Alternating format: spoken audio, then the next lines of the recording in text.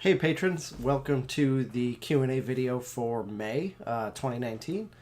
Before we get started with questions, there's just a couple things I wanted to talk about. First of all, I just want to reiterate that if you are in the $3 or above tier and you go to Patreon either via a web browser or the app and you see locked posts, those posts are comics that you have already received earlier. So at the $3 and above tier, you get the comics as soon as I'm done with them. That'll sometimes be days in advance. That'll sometimes be the night before they're supposed to go live. You also get them in higher resolution, twice the size that they appear on the website. So you get the comics first, before anybody. And then at 3 a.m. Eastern time, the comic hits the website in its regular resolution. And then sometime later that afternoon on update days, I've been putting the comic on Patreon for the $1 supporters. I started doing that because a lot of the $1 supporters pledge at that tier just so they can feel more comfortable about using AdBlock when visiting the website. I thought it would be nice to offer them the additional convenience of being able to read the comic from the app on their phone or, have it show up in their email or whatnot. The reason that I lock those posts is because Patreon doesn't have the functionality to downgrade a post, so I can't post the comic early and then have it open up to lower tiers later on. So I have to make two separate posts, and in order to avoid having everybody at the $3 or higher tiers get an email about the same comic twice, I lock that late comic to the $1 tier so that they are the only ones getting an email about it. So again, I just wanted to clarify that, at $3 and up, you are not missing out on that locked post. So really, I just wanted to clarify again for you that, at the $3 tier or above, if you see that, you're not missing that comic. That locked post is a comic that you've already gotten much earlier and in much higher resolution. Next, I wanted to talk real quick about the upcoming changes to the Patreon, the monthly Patreon cameo comics that I do. So last month I kind of showed off a rough draft of this rather ambitious, crazy new storyline that I'm going to start that I'm working on, where it's almost got like an RPG foundation where the 4 super patrons will create characters and will roll some stats, and then it'll almost be like a really elaborate choose your own adventure comic strip where those 4 super patrons get to kind of make choices for what their characters do, and then I kind of write the story based around that, and it unfolds. But also all of the other patrons get to, I'm going to let you guys vote on things related to the story, such as like what monsters show up, what doors are locked, what traps there are, because it's kind of like a dungeon dive. So it's this really crazy kind of super complex interactive game / story that I want us all to play together, and it will result in monthly comics and this storyline that we're going to create together. So I've been working on that, and I had thought kind of maybe that I would be able to wrap up the current Patreon storyline this month, but that didn't end up happening for a couple reasons. First, I wasn't able to I kind of have an idea of how I can close out this current storyline we've been doing, and I just wasn't able to cram that all into the 2 pages for May. So I'm going to need, pages in June as well to kind of help close that out.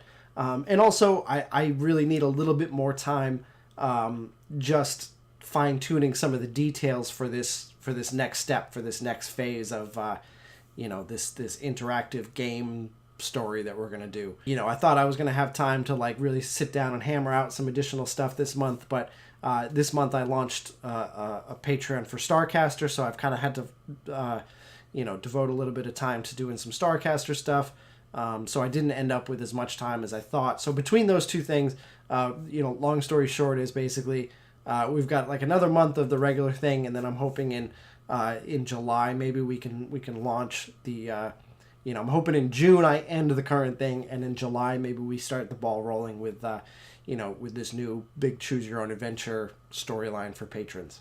So I will keep you updated about that. As soon as I have some finalized rules and a finalized concept, I'll share that with you. I'm really excited about it, but I don't mind admitting that I'm a little bit scared of it too, because it is such like a complex beast. This idea of like how much control do I give, how much do I retain? Like if I give too much, can I still craft a story out of what the material that I get? So it's kind of wild. It's exciting because it's so challenging to kind of envision how this is going to work, and to give up a little bit of control over some of the elements, to kind of have these things happen and then construct a story with the pieces rather than creating the pieces themselves.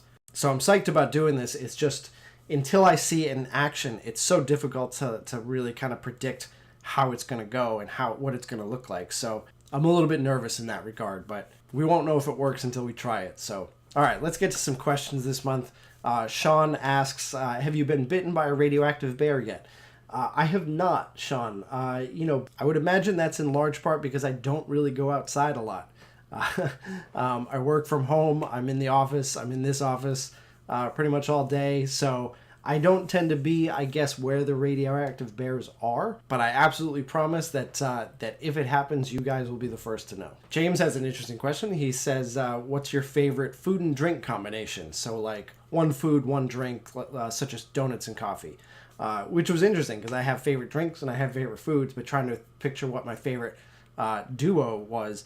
I came up with, definitely a cheeseburger and a strawberry milkshake is probably like my go-to. Like I love just sitting down with like a burger and a shake, and that's kind of my combo. Pendrag wants to know if I've ever thought about releasing individual shirts with analog and D-pads, superhero logos on them, kind of like, a Captain America Shield t-shirt you might see. I did think about it. I did try it actually right before Christmas last year. We offered a shirt that had Analog's kind of controller logo on it. It did not sell well, so it's not still available. And I kind of just think maybe they're not, like their individual logos aren't quite interesting enough on their own, and they're not iconic enough to warrant like a t-shirt like that. So that's not to say in the future I might not try to do them again, but I did give it a shot, and I just don't think that there was an audience for it. All right, Lucas comes at us with the beefiest question this month. Okay, so Lucas asks, how long is the creative process for the different things you do? Like wallpaper, sillies, comic strips. What do you prefer to do, and which one is the most rewarding for you on a personal level? So the answer to that question changes depending on your definition of, creative process. So is the creative process just the writing part of it, kind of like creating it, like the idea, or is the creative process the whole thing, coming up with the concept, penciling, inking, coloring, the whole bit, because if you do it that way, there's no real clear answer to that, just because it varies so much. There are times that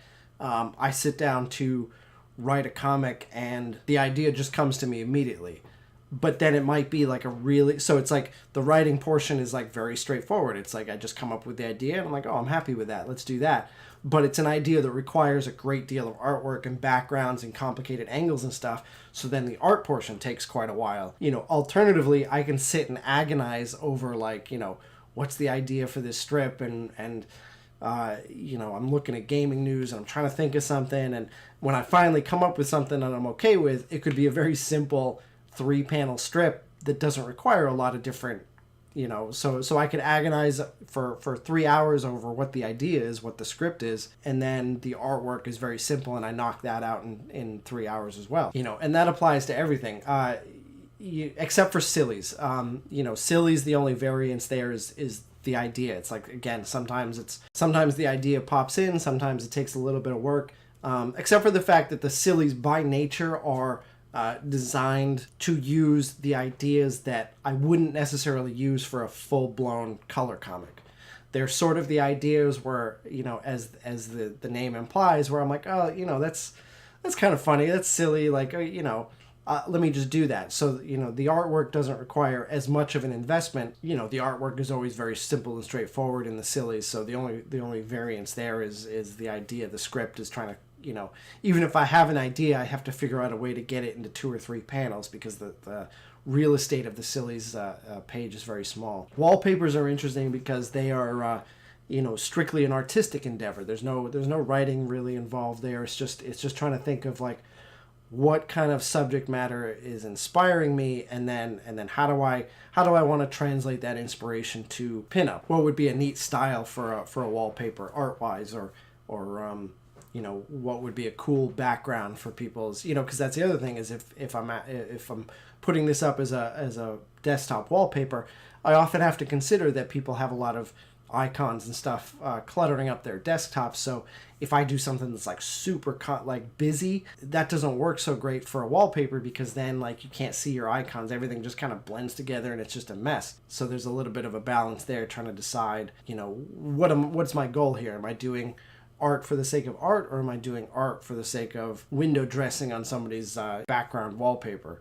But on the flip side, an interesting Paul had a follow-up question here where he said he'd love to know the difference between, like the creative process for the comics and stuff I do versus when I do strictly writing, like for when I did the Games Ball. If wallpapers are a strictly artistic endeavor, then obviously prose is a strictly writing endeavor, and that can be like a thoroughly different challenge in and of itself. I remember when I sat down to write the Games Ball that I kind of thought it would be like 3 to 5 pages. And I ended up writing for 2 weeks, like almost all day. Like every free moment I had, I was sitting down writing. And the more I wrote, the more the idea kind of expanded and it just ballooned. And by the end of it, by the time Winter Emus started and I needed to post that thing, I had something like 40 pages, I think.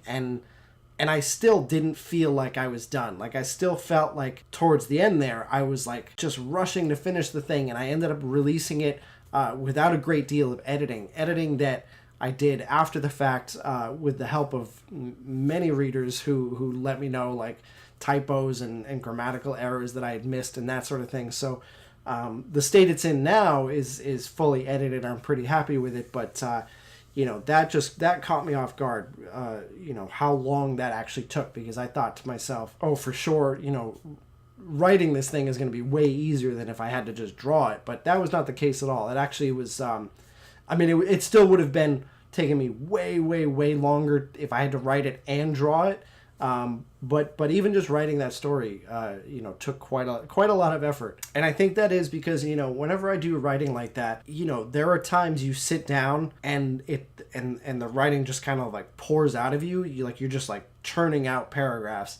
And then there are other times you sit down and like 2 hours go by and you've got 3 sentences. It's just this weird, it's not even necessarily like writer's block as you would consider. It's just this weird ebb and flow of like the stops and starts of the process, or maybe like uphills and downhills, where like some parts of the story or some parts of the writing, like it's really tough to like get the words to just fall correctly, and then other times it's like you just coast and everything's just clicking and the prose is just falling into place. But it's a difficult question to quantify how long things take when you're doing a creative work, just because there are so many drastic variables at play. And I've been doing this for like 17 years now, so I feel like I have a pretty good grasp of what I can do in a day or two, or like roughly how long things are going to take. I mean, I'm not always correct.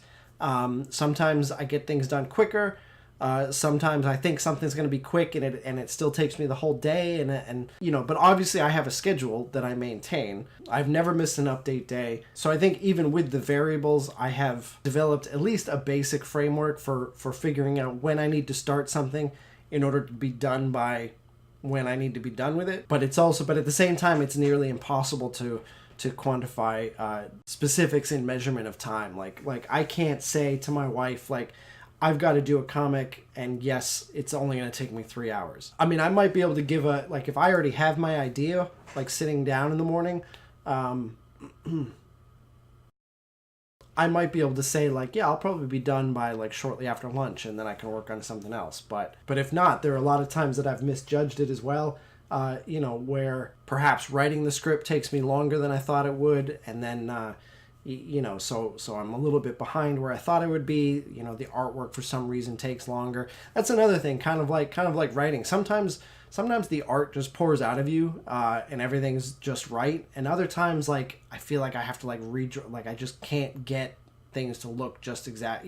I'll draw something and then it's like, no, I don't like that, I'll erase it. So sometimes it's just like it's labor, and that'll end up pushing me to a point where after dinner, after the kids are in bed, it's like, sorry, I gotta go back to work because I still have stuff left to finish. So all of this is to say that while I'm sure from the standpoint on the other side of the screen, because I'm always able to generally put out things when I say they'll be out, it looks like maybe it's something that can be scheduled and quantified in like lengths of time, but in truth it's really not. It's like so much of it is like this amorphous, ever-changing blob thing, and it can change from day to day. So I'll admit that it's a bit of a weird way to work. Like I don't get that regimented like I work from 9 to 5. Like I start work at 9 and I'm done with work at 5, and I can count on that. Like I can't count on that, I guess. But I'm just used to it, the way that it is, the way that I have my business set up, and the way that I imagine it is for any creative, like whether or not you're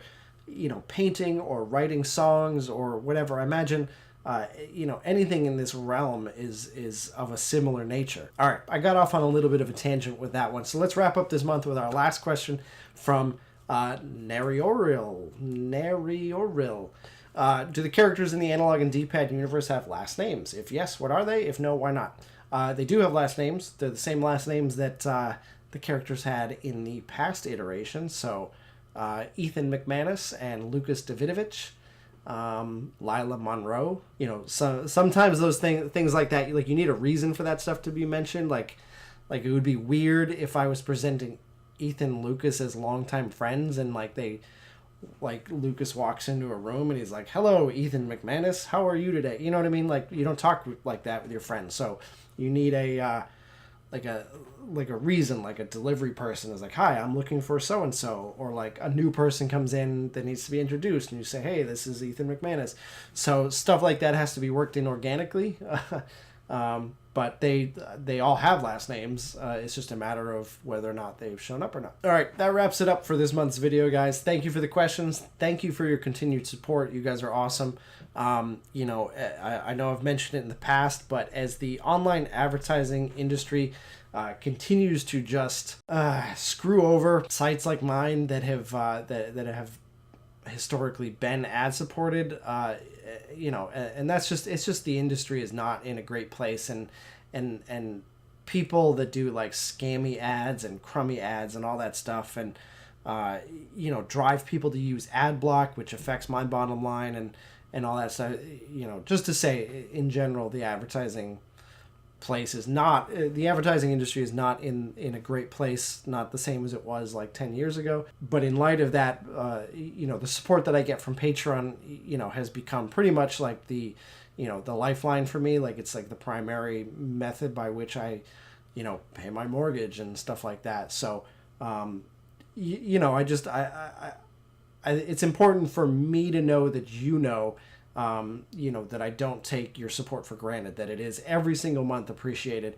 I love my job, and of course I hope that by doing my job, I'm bringing other people some joy, even if it's just like the 30 seconds in the morning you read the comic and it's, maybe you get a laugh out of it, or you're interested in the story or whatever. But it means a lot to me that, that I'm able to continue to do it because there are people who have decided that it has value, that it's worthy of, chipping in. So, again, I know I tend to close out every video by, with some iteration of thank you, but, it's because I mean it. I mean, thank you guys for making this possible. All right, we'll see you next month.